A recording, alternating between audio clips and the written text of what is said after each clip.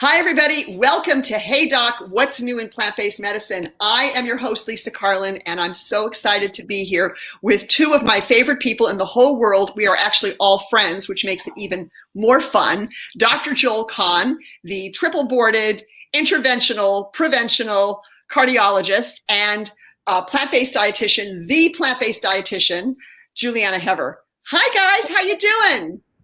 Great. Great to see you.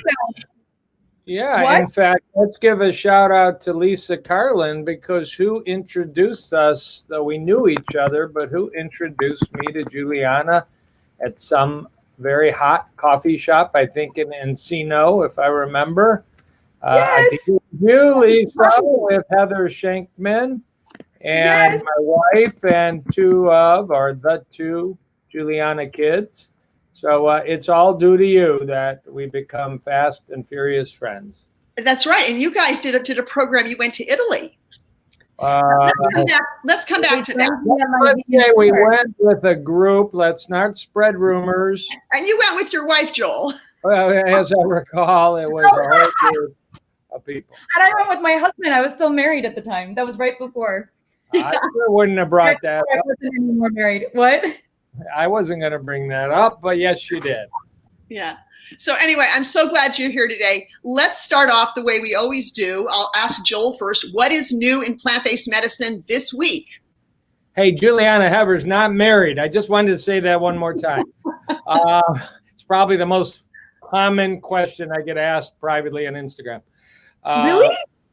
Yeah, but God, be plant-based, guys. She's selective. All right. They have to be and kind. I'll start saying matchmaker. What's new in plant-based medicine? 3 weeks I wrote an article, a blog called 8 Exciting Reasons Why the Science of Plant-Based Medicine is Exploding. And that was just in the last 2 months. 2 months, 8 new studies. I have to redo it because now there's 2 more gigantic ones. One was a 715,000 patient database. They're not randomized studies. We can always criticize. But protein longevity, plant protein, extreme longevity, animal protein, no. So get your beans, your lentils, your legumes, your green leafies. Really, every plant has protein in it. Fruit can be a little low on protein, but very few people rely on fruit exclusively. And the other study was about how a nearly plant diet, you don't have to be perfect, can lower blood pressure as opposed to an animal-based diet. So now I've got to add those two in. There's just science exploding. And let's talk about all the new carnivore research. We'll talk about that. And there's none, of course. So our imbalance of great science versus hype has expanded even larger. I see that. So, and Julieanna, tell me, let's get your input. Now, when Joel was on the show before, he gave us a very detailed explanation of how he came into the plant-based world. So first, I want to know what's new in plant-based medicine and nutrition, certainly as a registered dietitian, but I'd also like to know what your plant-based journey was. So if you can just spend a little bit of time and let us know how you came My into this. journey is very long. It's a very long story. I just talked about it yesterday and it was very, very long. So to make it as summary as possible, I have always been fascinated with nutrition and fitness my entire life. And because of that, because I grew up as an actress and a dancer in Los Angeles, I was always on a diet. So I kept researching. And I stumbled upon Diet for a New America by John Robbins in the mid to late 80s, not to date myself. And I wanted nothing to do with that process. I only wanted to not eat animals, but I didn't know what that meant because this is pre-internet. And so I was trying to navigate the waters and I slowly got sucked back in because my parents, I wrote about this in Vegetarian Diet. My parents had an intervention with their friend Kendra, the nurse, and they told me at a steakhouse with the teriyaki steak with the pineapple ring on top that I will be deficient in iron and protein and blah, blah, blah. And they scared me effectively back into the regular away from being plant-based. There was no such thing as plant-based at the time per se, but it was vegetarian is what I was calling it. And then I knew there was more to this story. I just kept reading and researching, and long story short, I decided to go to graduate school and become a registered dietitian after I was a personal trainer, or while I was a personal trainer, fell in love with just everything, like knowing the science behind everything and the statistics and how to dive into the research. And I finally was like, well, wait a second. I'm going to look directly. I'm not going to listen to other people for their opinions and their advice. And, and that was it. Oh, you can get iron actually better from plants. You can get ample protein from plants. And once I had all those answers and I switched my own diet and had extraordinary health benefits, I started doing this with my clients. I couldn't stop talking about it. It was the best thing that ever happened to me and my clients. And here we are 15 years later, and this is still what I'm not done talking about. News. I mean, every day there's a new study that comes out, or more than one study that comes out substantiating what we really know about the myriad advantages of eating a whole food plant-based diet. I'm very busy today. I haven't looked at the news today, but I get articles in my inbox every single day. There is a lot of stuff going on. Well, that's great. That's interesting. So you were able to use knowledge to at least let your parents and your family know that you weren't making some careless decision. There was actually a lot of science behind it, and I'm sure you're healthier. And the best way is just to teach by example, but you get to teach as well. So anyway, I'm so glad to have you on our show. And I do want to let everybody know that they should check out your YouTube, because you are now doing What Would Julieanna Do Q&As almost every day. I saw one early this morning. So I have a slide, and I have in the description all the information, all the links, so everyone will be able to see what's going on. In fact, I think I can put something up right here. It's called WWJD. I've seen people wearing that on their wrist, and it's all about Okay, twin. I had a TV show called What Would Julieanna Do? I did not before. Yeah, so I brought it back in. The other guy made wristbands. Yeah, there we go. I said before the other guy started making wristbands. I don't think so, but I was like, ooh, I don't know. I didn't name it. I couldn't. Anyway, it's fun. I've been going with it. Well, mine would be What Would Joel Do? It'd still be WWJD. So there you go. I don't think either of us can copyright it right now. All right. Well, there we go. So we're going to talk about myths, because there's so many myths. I know that we, as healthcare professionals, we get hit with these myths all the time. And the challenge for us is not to roll our eyes and to just treat everybody like we're talking to answering this question for the first time. But we certainly answer tons and tons of questions. But the first slide I want to put up has to do with the myth of the keto diet. So our keto diets, and we can start with Joel first, and then we'll go to Julieanna. Our keto diet's good for losing weight. What are the benefits? What are the risks? Sure. And so we're talking about very low carb, and some people say very low net carb diets. Generally high in fat. Some people do high fat and high protein, but the typical keto diet, as described in children with epilepsy, was a very high fat diet, 90%, 80%. It has been studied in epilepsy in children that are refractory to medication. It has an application. The medical literature shows many, many side effects to monitor for in the pediatric literature, and it's a supervised diet. But it's been adopted sort of an Atkins approach, and now Halle Berry and Hugh Jackman and lots of others, as a way to maintain the best insulin sensitivity, waistline, energy, maybe brain, by replacing largely glucose with a mixture of glucose and ketone bodies as your fuel. It works to lose weight. Atkins wasn't wrong. It depends where you're coming from. If you're stopping at McDonald's and eating donuts in the hospital lobby, and you go to a pyramid that's a keto pyramid, a lot of people will have less calories, will lose weight. Some will have a clearing of brain fog because they're eating processed foods that are inflaming their gut and destroying their microbiome, so they may feel better. Is it consistent in any way we know? Dr. Walter Longo talks about this big picture thing. Is the biochemistry suggest it's a good idea? Do any randomized studies, do any really impressive epidemiologic studies show it? And the answer is no, there isn't. It's more hype than science, although people get a good response often early on, and they may improve their blood sugar control. There are a lot of studies suggesting long-term it's very concerning. You may be actually increasing your risk for earlier death than if you don't do it. So if you're doing keto, do it for a little while, cycle off of it, and maybe go to a whole food, plant-based, vegetarian diet when you're off of it. Or there are people teaching a vegan keto approach, a big plate of arugula, walnuts, tofu, and a bunch of extra virgin olive oil. You can make it very Italian, put some capers and pepperoncini. But I still wouldn't do that every day either. You might do it for a week or 10 days and go back. High carb, high complex carb, potatoes, grains, beans, lentils, is still, without doubt, the most science-supported way to eat, as natural and clean as possible. So I say keto no, or keto short, or keto plant short, but never keto long with meat. Right. Okay. Julieanna, what do you have to say about that? Look, you can lose weight so many ways. Cocaine works, smoking works, heroin works, keto works, paleo works, vegan works. It doesn't matter. There's so many ways to lose weight. Their pills work, diet pills. And I'm not being facetious. There are so many ways to lose weight. Cancer, this is not, and I'm not even, this is, it's just, it's not, we want you, I want my clients to lose weight healthfully. The only way we've ever reversed advanced stage cardiovascular disease and type 2 diabetes is with a whole food plant-based diet. The only way we've had, incredible results long-term in terms of the biggest killers in the world is by eating a whole food plant-based diet. Yeah, you could do vegan keto, but to me, it sounds very not exciting because I love things that are starchier. And the other thing I would say is that I call this macro confusion. It doesn't matter. Only because we use protein, carbohydrate, and fat as food groups, that's the only reason we could have studies that show up that say low carbs and high carb diet increases mortality. What does that even mean? So macro confusion is like, let's just stop talking about these macros. It confuses everyone from a researcher and healthcare professional level to the layperson that's hearing this all the time on the media.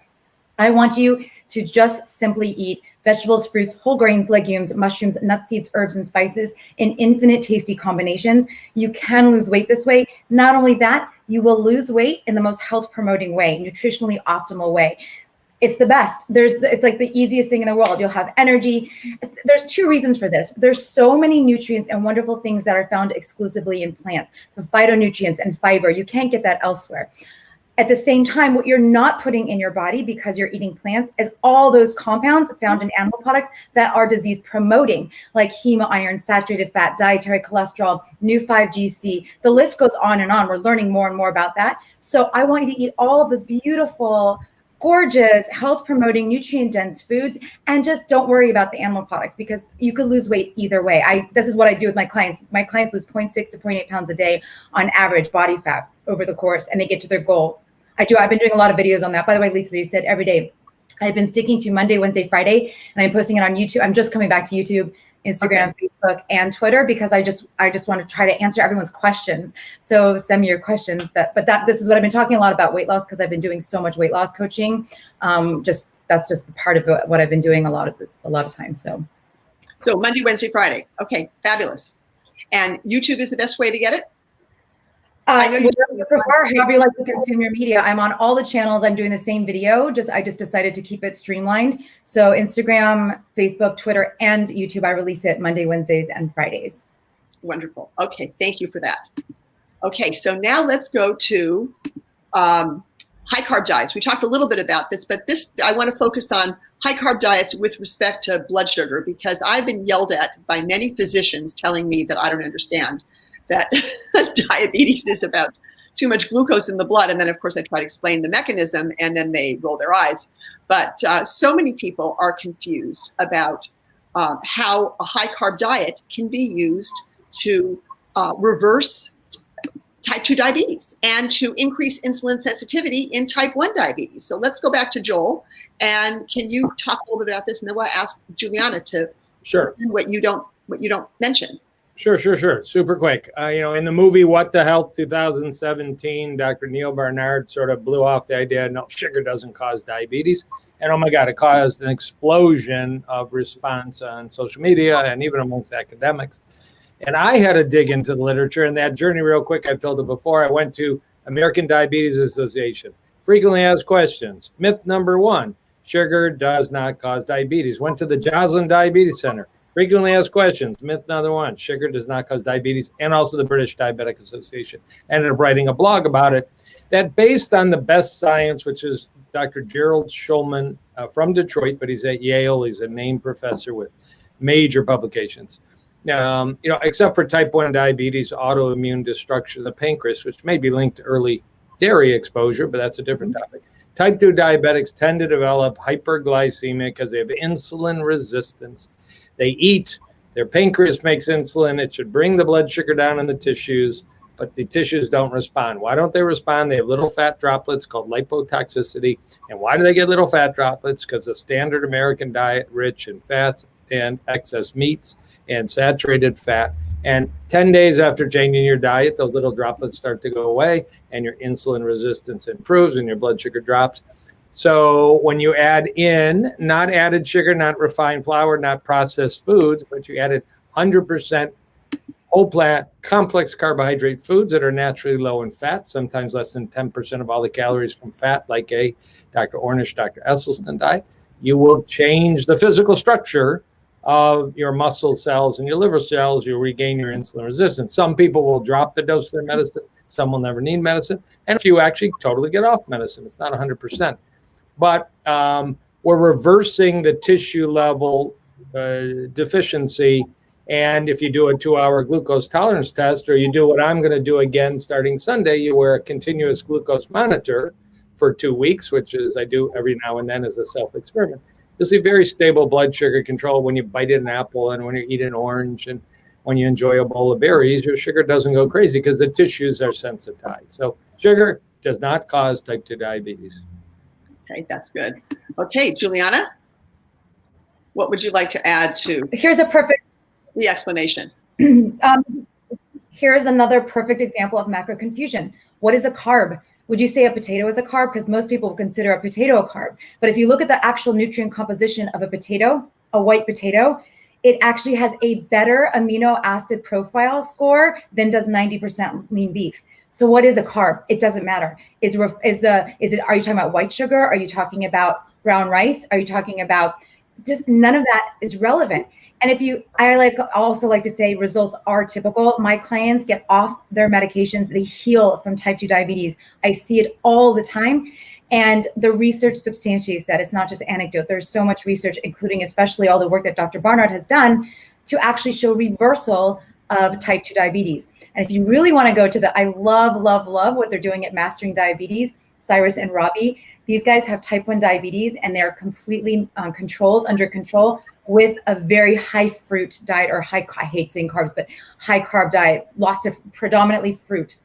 And they have really good insulin sensitivity. They've improved their markers. They're extraordinarily healthy. They're walking examples of health. And they teach people and coach people about this because it's so shocking and it's so amazing. The results are amazing. So as long as when we start talking more about foods and what to eat for optimal health and stop focusing on some biochemistry terms, because it serves only to confuse us.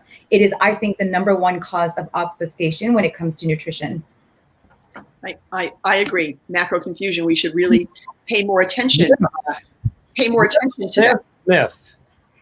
Okay, so now we're going to talk about the myths of that.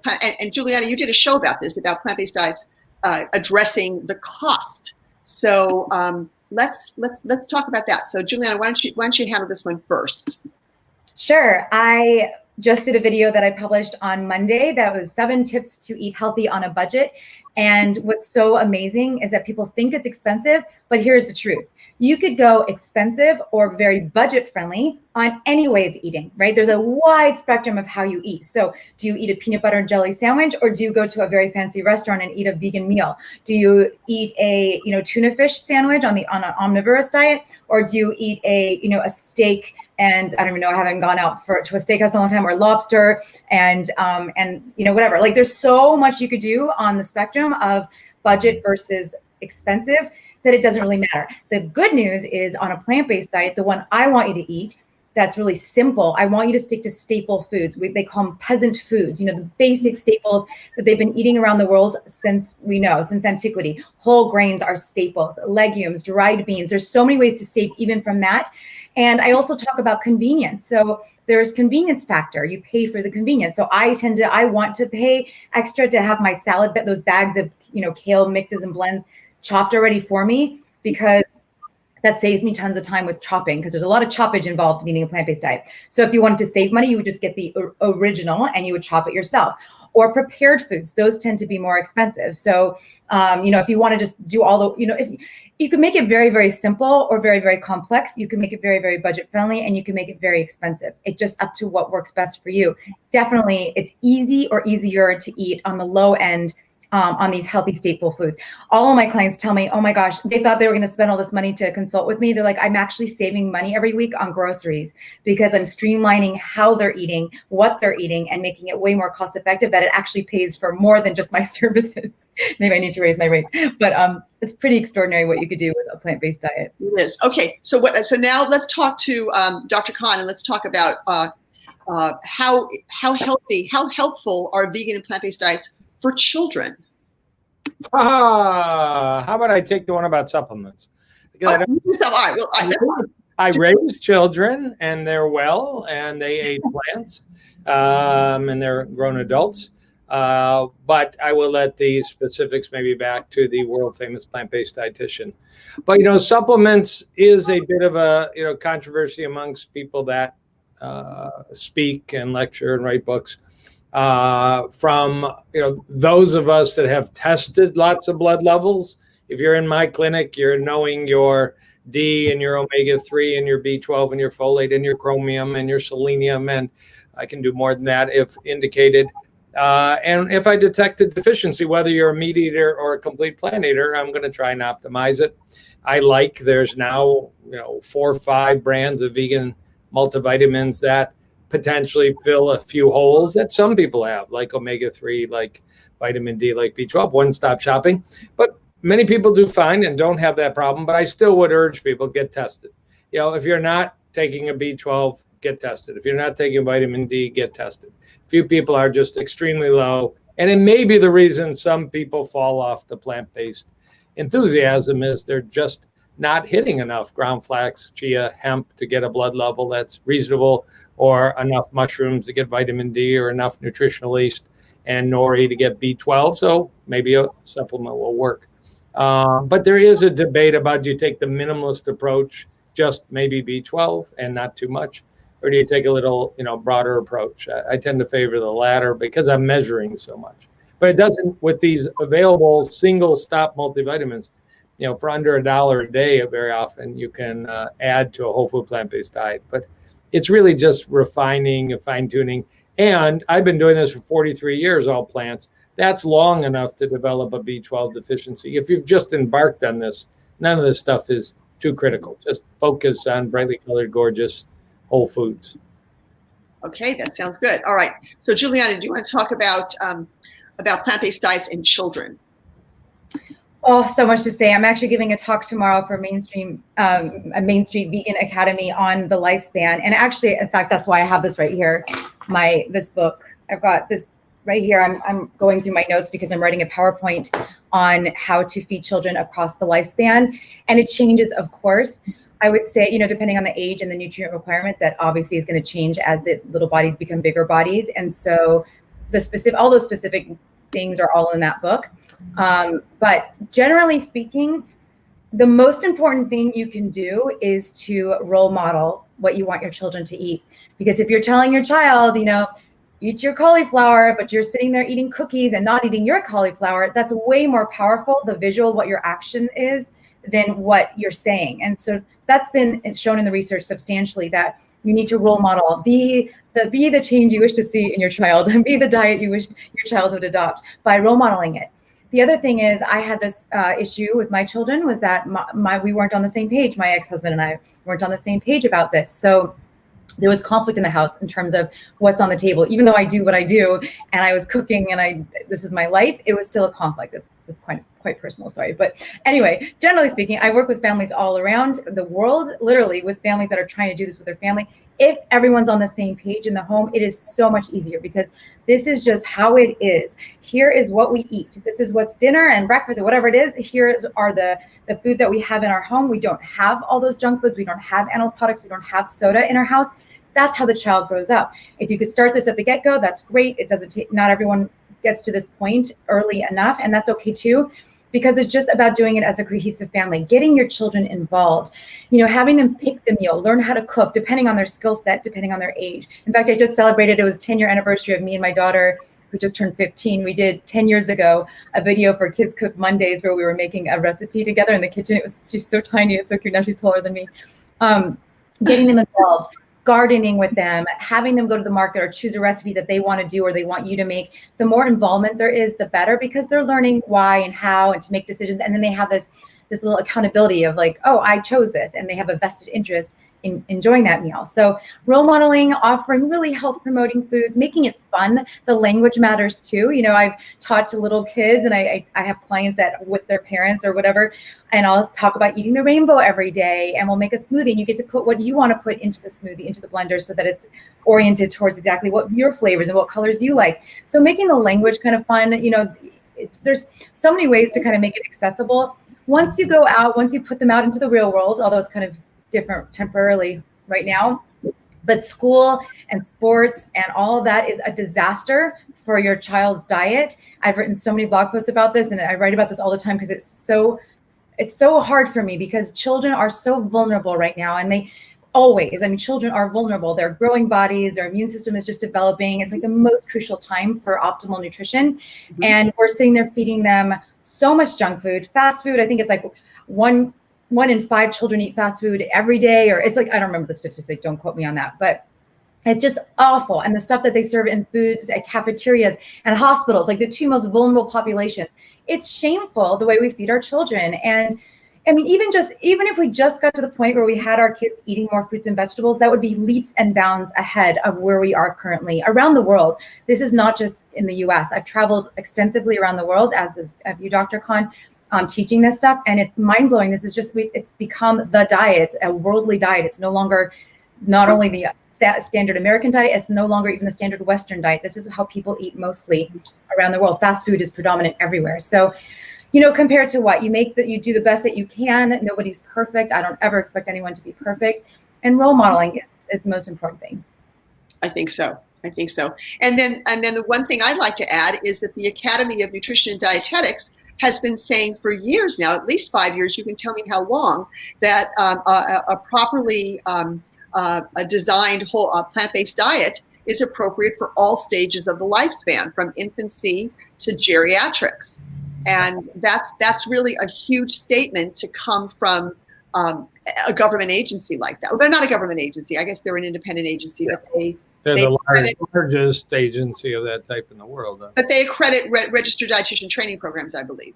I'll just give a shout out why this is so important. The age at which strokes are occurring is dropping, and the number of strokes in 20-year-olds is rising. The age at which colorectal cancer is dropping, and the number of 20-year-olds with colorectal cancer, like Chris Wark, is rising. And similarly for heart disease, you can take an 18-year-old and identify they have plaque in their arteries already. So it isn't something like, I'll wait till I'm 50 and I'll get this in order. There's clear data, something called the Cardia study and others. Early adoption of healthy lifestyles and diets multiplies the impact, because you got all those years, just like quitting smoking at 20 is better than quitting smoking at 50. Yeah. Both are great events, but getting kids to enjoy fresh, whole plant foods is a lifelong gift. I think so. So, all right, well, let's move on. And I want to play a video, because I think this is great. I really wanted to play it in the beginning, but we kind of got off. But I want to play this one because I think it's wonderful. Julianna, you spent a lot of time doing a bunch of talk shows. And I took one of the videos from your YouTube and I edited down to just like little tiny things. I want to get a chance to play it so everybody can see. Not only has Dr. Joel Kahn done the circuit of talk shows, you have too. So here's Julieanna Hever on with Dr. Oz and with... I'm Julieanna Hever. Anytime you talk about health and beauty, I love everything green. Since you can't get red meat, where do you get your protein? The first thing I want you guys to know is that we don't need as much protein as we think we do. You only need about 10% of your total calories to come from protein to be healthy and thrive. Beans is like a protein party. Lentils, tons of protein. My diet is a whole food plant-based or a vegan diet. So basically I want you to eat whole grains, legumes, tons of vegetables and fruits, nuts and seeds, and it reduces your risk for chronic disease, pretty much every chronic disease that's out there. All gluten is a protein, and it's a protein that you find in wheat, barley, rye, and sometimes oat. A gluten-free diet is really good if you have an allergy, an intolerance, or celiac disease. Other than that, it's not really health beneficial. Thank you very much, Julianna. Thank you so much for coming and teaching us this. Thank you, Julianna, for coming and sharing this stuff with me and with you guys. That is just adorable. We need to get you on some more talk shows and get some more current ones. Your own. I hear something called the Ellen Show may be disappearing. I think it's time for the Julieanna Show. I'll vote for that. So I think that's great. So now you have written so many books, and you've even come up with some interesting strategies. This is actually your daily threes, and there are 6 of them. I think it's a great way to eat. I know that you teach this. You still teach this? I do. In fact, my daughter and her friend actually got me to understand TikTok last night. So this is my 2nd video I posted on TikTok. I can't believe it's on TikTok. It's so funny, but I did a video on it today. This is one of the primary strategies that I utilize. Okay. So I'm gonna leave this up so you can just you can describe it. Great. Okay. So here's the deal. Like I always say, my list, as you could see from Steve Harvey, that was a few years ago, has evolved to now the vegetables, fruits, whole grains, legumes, mushrooms, nuts, seeds, herbs, and spices in infinite tasty combinations. That said, what does that mean? What do I want you to eat nutritionally speaking? So these are the 6 things to use to prioritize optimal nutrition and to get certain things that are, slightly unique. Like for instance, in the nuts and seeds category, there's things like L-arginine and vitamin E and other nutrients that are unique in nuts and seeds. And that's why I recommend prioritizing those. And then they're all it's 6 things that I want you to have 3 servings of. The first one is the leafy greens. I need to update this. It's updated in the HealthSpan solution. The leafy greens and cruciferous vegetables are in this category, at least 3 servings, 1 cup raw or half a cup cooked. Extraordinary phytonutrition, extraordinary anti-inflammatory and anti-a-million things. So those should be a staple in your diet. And then 3 servings of other colored vegetables. So the deep, dark oranges and reds and yellows. And then, by the way, the leafy greens have some of those other nutrients as well, but they are masqueraded or they're masked by the chlorophyll because that's a predominant pigment. But so other colored veggies, again, eat the rainbow. Fruits is one of the categories. And the last food category are legumes. So that means lentils, peas, beans, hummus should be a food group, and then soy foods like tofu and tempeh. And the last of the 6 daily threes is daily movement or activity or exercise, because I just divided it just to make this whole mnemonic work into 20-minute segments, but that doesn't have to be like that. Just move and walk. I'm doing what I can. Like that. That's great. I didn't actually know that, the 6 days. Yeah. 18, that's a way to high. Yeah. Aha. My tattoo. I didn't know. Twin energy, Twin energy. Can we let the audience know what the twin inside joke is? When we got to know each other and we discovered, that Diet for New America was for both of us a foundational springboard, that we are totally Italophile nuts.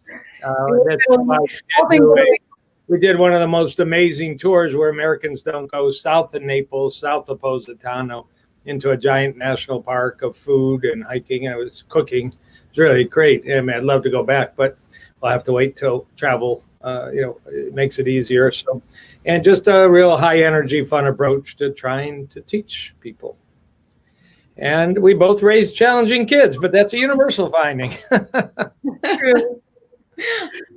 All right, so let's move on to calorie density, because this is something I think is so important when people say, oh, I just use a little bit of oil. And they don't realize that that little bit of oil could really add up to about a pound a week. So let's see, Dr. Kahn, do you want to tackle this one, and then we'll talk to Julieanna about it? Sure. There's an absolutely great teaching picture. I use another little chart that kind of taken from Chef AJ and True North on calorie density.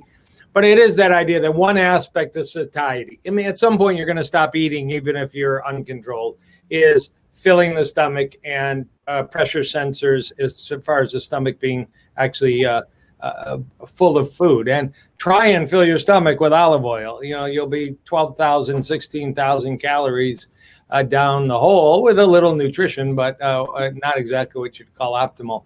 Try and fill your stomach to the point of stretching and getting feedback to the brain. Should you chew slowly enough and give your meal about 20 minutes to get that feedback, try and do that with a gigantic salad like the Biggest Loser show salad bar without too much Thousand Island or French dressing. Use some vinegars, use some lemon juice. You will fill your stomach, and you'll do it at a calorie count that's far lower than doing it with oils or nuts. So it's that idea. One of the reasons whole plant foods, even avocados, are 750 calories a pound, where olive oil is 4,000 calories a pound. But most whole plant foods are less than 750 calories a pound. So it's something I try and teach my patients, and they grab onto that real quick, that picture or the other chart. And the chart I have, it just has a line, everything has to be less than 750 calories a pound that you eat, which is every fruit, vegetable, starch,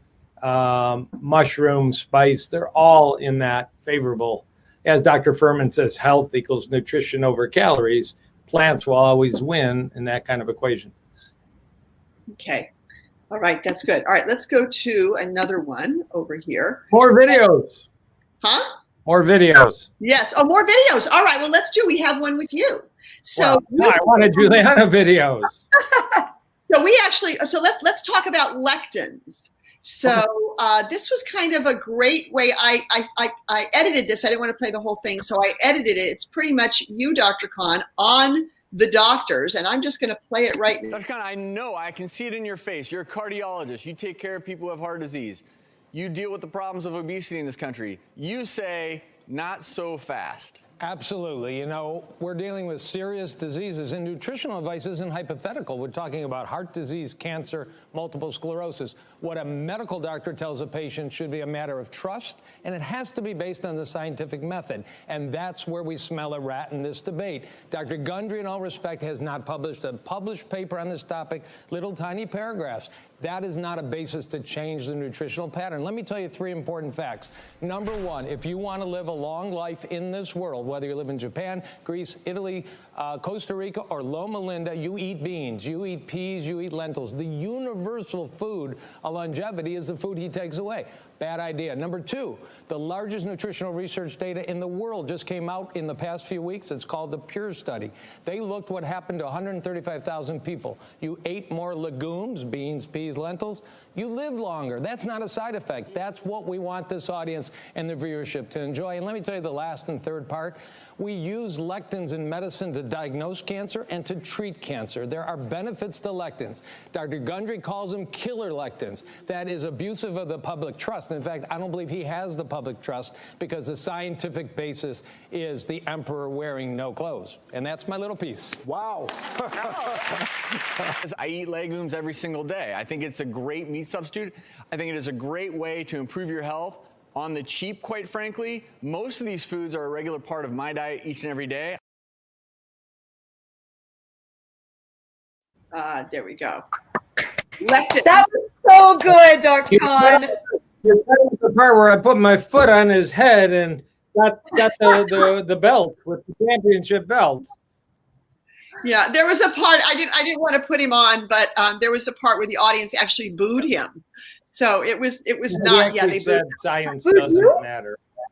The audience wise enough to not go along with the idea that science doesn't matter or that lifespan doesn't matter. He wanted to say quality of life, not quantity. Honestly, with plant-based diets, you're upping the odds you get both quality and quantity. But Dr. Kahn, you were so well prepared, and you were basically like a verbal machine gun. You just fired. Yeah. Oh, this emoji. You did perfect. As Julieanna, as you prepare with this national TV. I'm not going on unprepared, but frankly, the data was available for anybody. Thank you. Yeah, you did very, very well. That was great. I want to talk about soy because I think I missed one of my slides, maybe because I can't read it so well. It's so small. But I wanted to talk a little bit about soy because it's another area, it's another food that there's a lot of controversy over. I consume soy. I think it's healthy, and I believe the research I've read. But I want to know what you guys think about soy, and I'll just put this. JH, take it away, JH. Does it increase estrogen? Does it lead to reproductive cancers and gynecomastia in men? Who wants to go first? I'm going to just show you. No, I won't. Oh, no. This is a children's show, a family show. I will go first because there is no misinformation. I mean, there's no controversy. It's just misinformation. There's no controversy.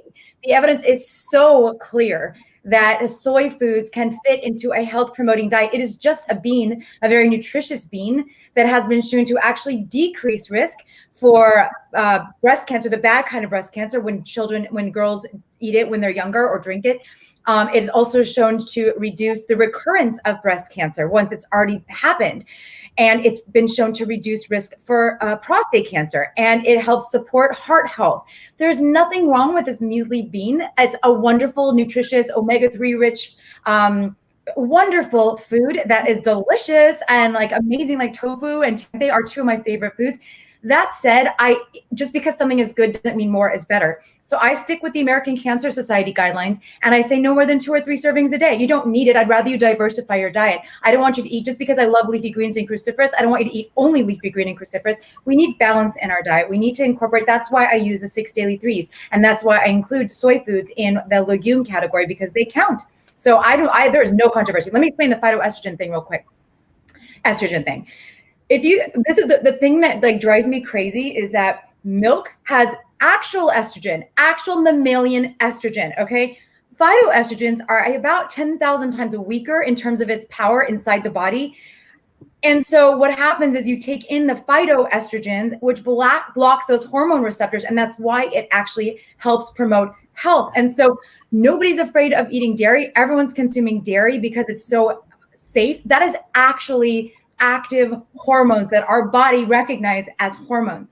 We are the only species that ever consumes milk after weaning. We are the only species that consumes milk of another species. It's time to move on. We don't need dairy. It is absolutely health detrimental. And I think that's where all the misinformation comes from, because soy is its like biggest competitor, if you will. Although now there's a wall of milks everywhere. It's almond milk, rice milk, hemp milk, oat milk. There's so many different types of milk. It's not just soy. That used to be like it was rice or soy versus dairy. But no controversy at all. Just don't make it the only thing you eat, because you shouldn't do that with anything. Right. I agree. And the other thing is that cows are pregnant and lactating, and that's a very unusual circumstances that really bumps up their hormone levels, their endogenous hormone levels, because they are pregnant. And the public doesn't realize that. You're not going to see that in nature. No. So it's terrible. All right, let's go to this slide. This is something I found on your Instagram, Dr. Kahn. We have 3 brains. Can you explain this? Yeah, food psychology, food addiction, food choices aren't just the education that Julieanna and I and you do, Lisa, and Dr. Neil Bernard and others. There's a lot there. There's a lot there about cognitive behavior, childhood upbringing. The brain can't be ignored, and we sometimes don't address that enough. Certainly Dr. Doug Lisle and The Pleasure Trap would be the reference to anybody listening to understand a bit more about the impact of the brain on optimal food choices if you're struggling with weight and you're not making progress. The gut, we have completely learned that we are just a warehouse for trillion bacteria that dictate a lot about our health, our hormone production, our colonic health, our inflammation, our cancer risk, our heart disease risk. And we also know from some elegant studies, whole food, plant-based, clean as possible, diverse diets, as many different colors in the course of a week. The 6 threes that we just went through it all actually build one of the healthiest microbiomes, although we still have trouble measuring it, but we can measure the outcome, low inflammation rates, good blood pressure. But so the gut is a brain. That's where a lot of the immune system is. And for example, there's a lot of anxiety right now in COVID era. Saffron is a spice. Saffron works as well in clinical studies as Prozac. And it's a spice that, interacts with our gut. Pomegranates interacting with our gut have some of the most amazing aspects for longevity and heart health. And the third brain in guys is one I won't talk about, but bring me back to the slide. I forget what the third one was. It was, oh my God. Which one was it? That's all right. Let's talk about 2 and move on. So look, we got a message from Jane. I do. Hi, Jane. Aww. Yeah. You finally got it.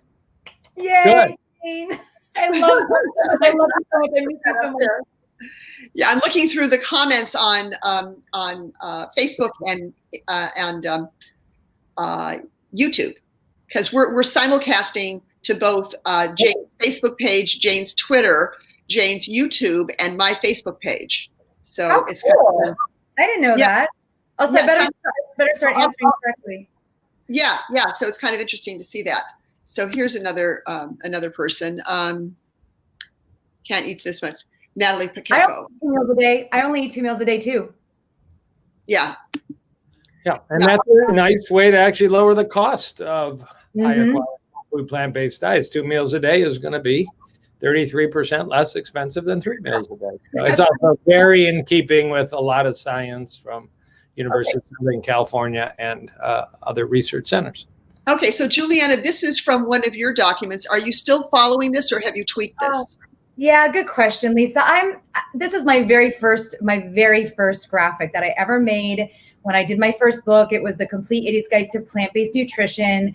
And I was basically, this was me countering the USDA's pyramid. And funny enough, I published this with my very first book, very first cover, had this pyramid on the cover. And then quite literally after the first printing, they went to the plate. So the next printing had I converted this into a plate, very similar. But I've gotten to a point now where there's so many questions about serving sizes and all of that stuff where I don't want people to be so concerned about eating 6 to 11 servings of whole grains. And I think it's really outdated, to be honest. And I don't use that in my teaching anymore. I do prioritize. I use 6 daily threes as a priority. I use some other mnemonics as well, but I don't think we need to eat that much. First of all, I've really learned a lot about that eating less is more for so many reasons in terms of health span and longevity and a lot of reasons. And so I don't really use that much anymore. And that's why I use my list that I always talk to. In fact, I need a graphic of my image of my list. You just gave me an idea. That's going to be the next one. We're going to evolve to that conversation. And I also want to just change the language. I just want to change the language. And that is the language that I don't really love, is like, you need to eat this many servings a day, because I think everyone's so different and lifestyles are so different. And I like to individualize a plan for people, and I want to keep it as simple as possible. I don't want people counting things. You don't have to count calories and grams and measuring and weighing. It's not necessary. And it makes people absolutely so frustrated and stressed out. And it just doesn't serve the cause and what people's goals are. Oh my God, Lisa, the third brain was the heart. I left out the heart, my organ. Okay. And that's to reflect there actually is more information. There it is. There actually is more neural traffic from the heart to the brain than from the brain to the heart in terms of what are called vagus nerves and sympathetic nerves. And the quality of food and the richness of nutrition does impact, messages that go up and say, stop eating, go run, put down the cigar, and enjoy some sunshine. So yeah, boy, was that an omission on my part? Yeah, it's hard if you don't have the graphic up for you to look at while you're talking. So this platform just allows me to have the slides. So I wish I could give you guys the slides to put up your own slides, but it's kind of how we. Seasoned pros here, but I revealed that I'm about 30 years older than Julieanna by that little moment. All right. Well, here's one for you. Is this one still relevant? Sure. Apple a day keeps the doctor away is a nice expression, but it actually is backed by some interesting science. You don't need science for that. I mean, if you got a donut in an apple, we don't need to have a debate or a discussion. One is a real food and one is a refined garbage. But there was a study in Britain. If you could give the whole population a statin like Lipitor, give the whole population 1 apple a day, you'd get the same health benefits by just adding an apple. There's some other interesting, one of the hottest antioxidants being discussed during COVID is called quercetin. It's a really great cardiovascular antioxidant. Well, where does it come from? Apples, also onions, garlic, and berries. And some teas. Every time you bite an apple, you're actually doing something nice for your immune system. And apples lower cholesterol. That's just all the same good fiber and a lot of water and a lot of minerals. And, nature has, it's called the entourage effect. It put it all together for us. And we don't want to engineer it or genetically modify it or refine it too much, but eat them as they are. Just wash them good, because apples are sprayed with more pesticide than almost any produce on the planet, sadly. Okay, let's go over to this one here, because I really want to hear a little more about this one, because I think it's so important. Your motto is... We even put my mnemonic down there, which is test, not guess. And I got it right this time. Meat eaters, fish eaters, and plant eaters are still at risk for heart disease. The longer you've eaten well, the less the risk is, but there's still genetics and sleep and fitness and smoking and other factors and all. But there's just this simple test. You're 45 to 50, and maybe your lifestyle has been spotty, or your father had bypass, or your mother had a stroke. For about $100, whether you're, at UCLA or Cedars-Sinai or University of Michigan, wherever you are, you lie down for about 5 seconds, hold your breath, and a picture's made of your heart. No needles, no injection, no pain. All you got to do is hold your breath, and you get a picture. And these are 3 examples of somebody without a circle because their heart arteries look like a 20-year-old. What's hallelujah? Don't lose the focus on lifestyle. You got a lot of years ahead. But the other 2, particularly the one with the large pink circle, these are very damaged elderly arteries that otherwise would never be identified on a physical exam, a stethoscope, an electrocardiogram. And that person, man or woman, which is what my practice is full of every day from all over the world, needs intense evaluation, needs intense therapy, usually with lifestyle, but sometimes lifestyle and prescription drugs. Test not guess.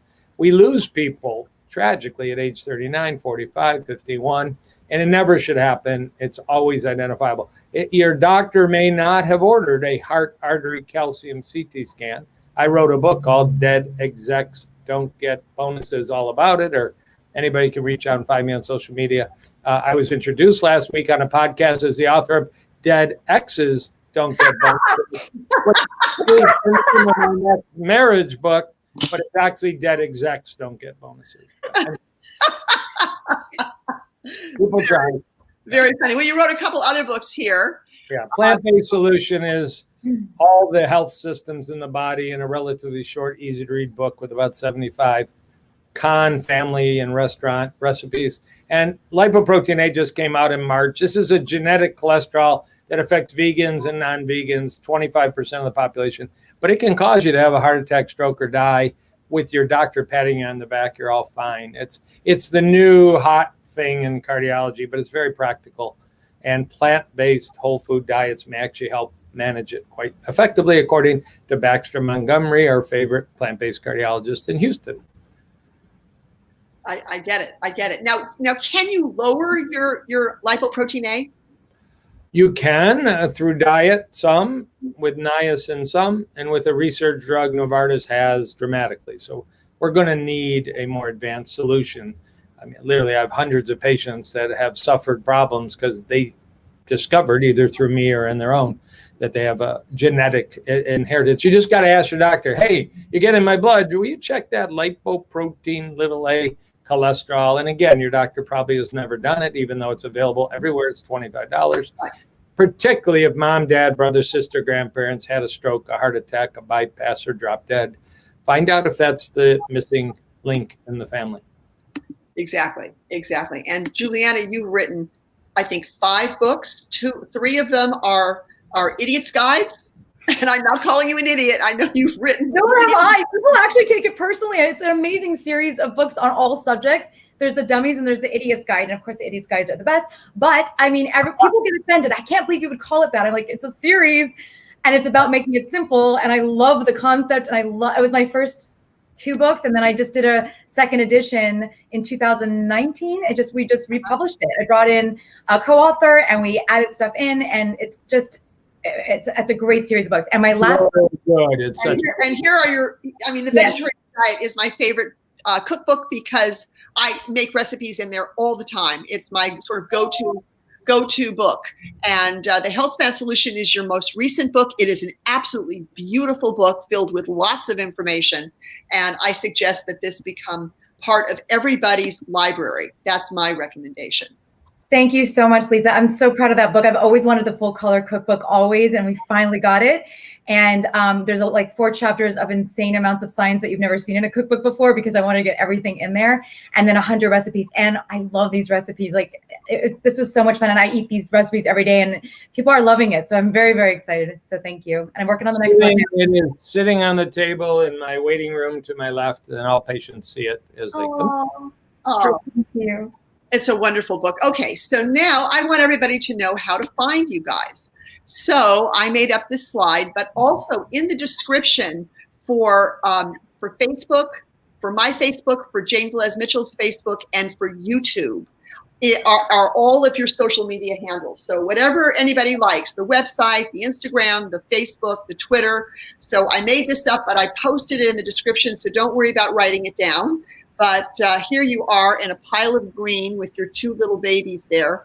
My backyard, that's my bar mitzvah picture. Thank you for finding it. It's definitely, Julieanna's going to love it because it's all greens. I love it. Leafy green, love it.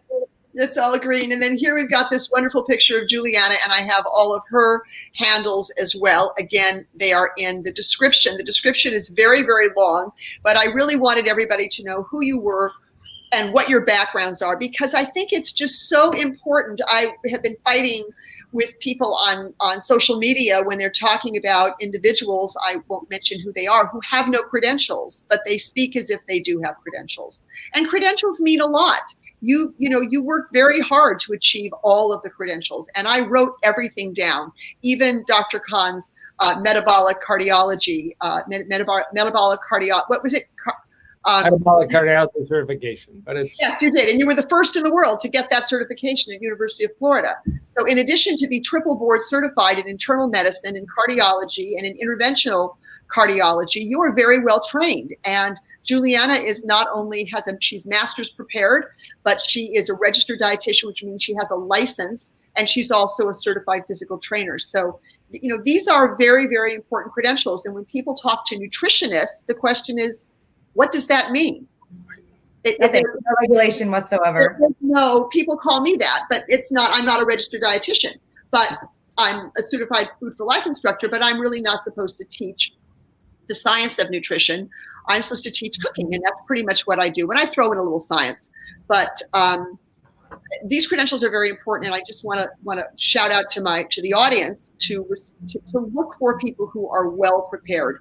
I don't want to listen to someone talking about epidemiology and pandemics if you haven't been trained in that.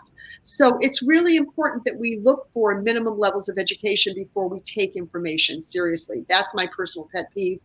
And the science indicates pretty much that we should be wearing masks, and we should be social distancing, and we should be able to have numbers that are similar to other countries where people are more compliant. So we're getting towards the end of our show. I wanted to give my little soapbox speech because it's so important for us to really try to stay healthy until we can either have a vaccine or we achieve herd immunity. But I want to thank you, both of you, for joining us today on Hey Doc, What's New in Plant-Based Medicine. I hope. Grazie. Now, Joel has been back. This is his third show with me. Right. And he keeps coming back. And Julieanna, I hope you will come back. I insisted I'm not coming back unless you put Hever with me. So this was great. Oh, I did. And Heather Shankman's going to be on later this month. Oh, wonderful.